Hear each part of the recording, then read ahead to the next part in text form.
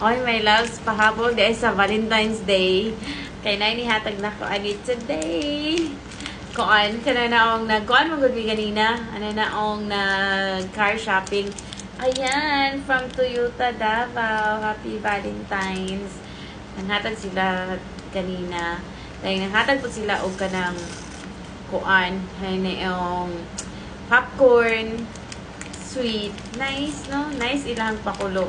So, we went to Toyota and then nag-inquire may mga car na fit sa mong budget. Ako nagustuhan dito na itong Yaris nga red. Pero, 50-50 pa ko. Undecided. As I said my previous video, undecided. Pero nako'y nagustuhan sa lain nga kuan kanang dealership katong G-Tour. Nice kay siya. Pero, ganahan po ko atong kuan hananaong next generation na territory sa Ford. So, let me know what you guys think. Kasi maayo.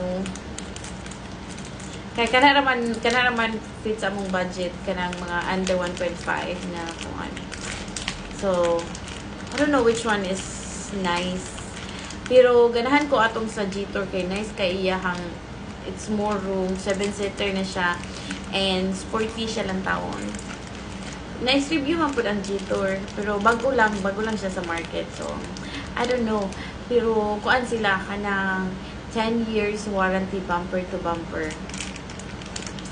So, I don't know which one. So, if you are watching this video and you have a G-Tour X70 Sports, let me know unsay imong feedback.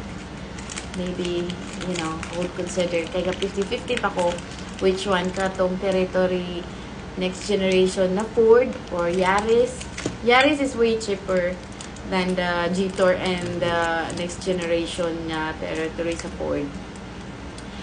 Yaris nga Toyota. So, I don't know.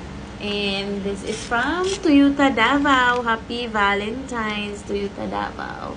So, yun lang. Na-share ko lang. Ang sweet nila. Naghatag sila og mga goodies nga pang Valentine's. So, yun lang. Have a good evening sa inyong lahat. Bye!